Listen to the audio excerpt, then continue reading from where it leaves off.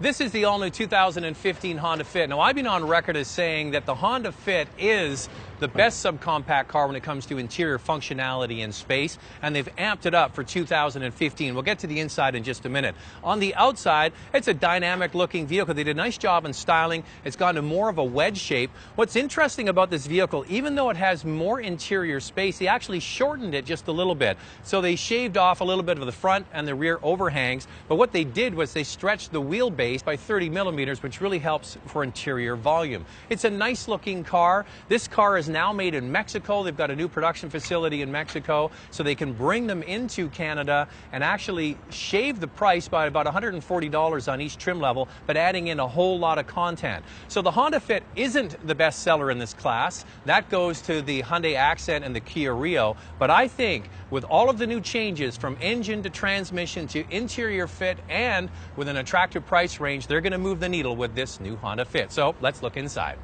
Now, the base Honda Fit comes with some pretty nice features. It's got Bluetooth connectivity, USB auxiliary jack.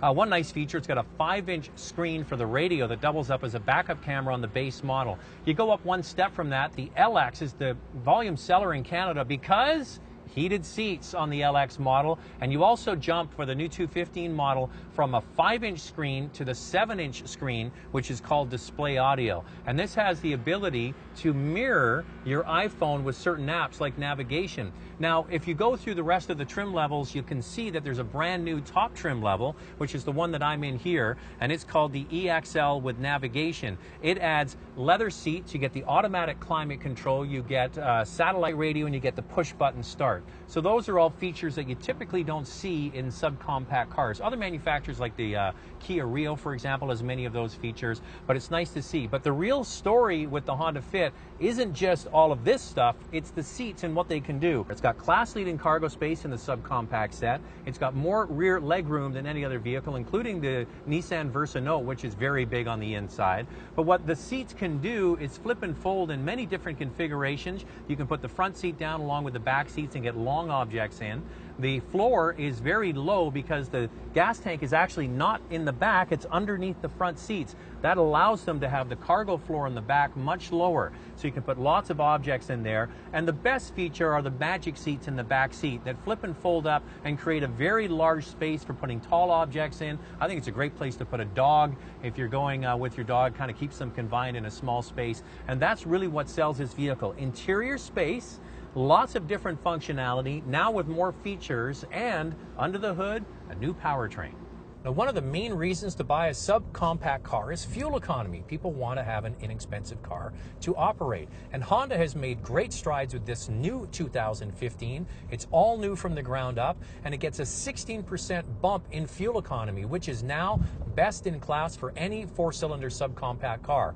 That's 7 liters per 100 kilometers in the city and only 5.7 on the highway. So it has the best numbers out of all of them.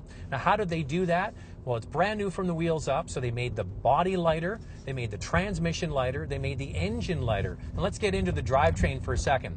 The engine is now a 1.5-liter 4-cylinder engine with direct injection, so advanced technology there. The real secret sauce, though, is the introduction of a new continuously variable transmission, the same family that's in the new Honda Civic. This has a wider gear ratio than the outgoing car, and that gives you a much better takeoff off the line and cruising on the highway. If you want, you can put it in S, and then you have the paddle shifters here, and that mimics 7 virtual gears from the continuously variable transmission. Not to worry, there's still a 6-speed, a brand new 6-speed manual transmission, and it's available on all trim levels from the base all the way to the top luxury model that we have here. So a 16% improvement in fuel economy is a massive achievement for a Honda. So you get a lot of car with a lot of functionality, and you get great fuel economy.